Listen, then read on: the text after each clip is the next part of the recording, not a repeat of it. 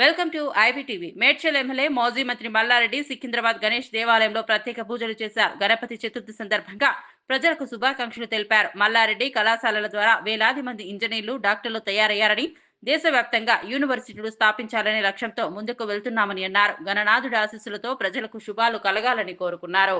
వినాయక చవితి పండుగ సందర్భంగా మన తెలంగాణ ప్రజలందరికీ కూడా శుభాకాంక్షలు. ఈరోజు సికింద్రాబాద్ వినాయక చవితి వినాయకుని గుడికి టెంపుల్కి రోజు దర్శనానికి వచ్చిన ప్రతి సంవత్సరము నేను చిన్నప్పటి సంది కూడా ఈ గుడికి వినాయక చవితి నాడు దర్శనం చేసుకుంటున్నా. ఈ భగవంతుని దగ్గర ఏ మొక్కినా ఇవన్నీ కూడా సక్సెస్ అయినాయి.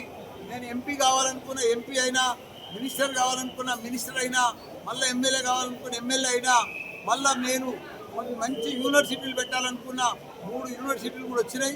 మంచి స్టూడెంట్స్ను ప్రపంచం అంతా కూడా తగ్గట్టుగా స్కిల్ తోటి, టెక్నాలజీ తోటి మంచి స్టూడెంట్లను కూడా తయారు చేస్తున్న ప్రపంచం అంతా కూడా మన తెలంగాణ పిల్లలు ప్రపంచాన్ని ఏలే సత్తకు తీసుకొస్తున్న భగవంతుడు ఆ శక్తి ఇస్తున్నాడు.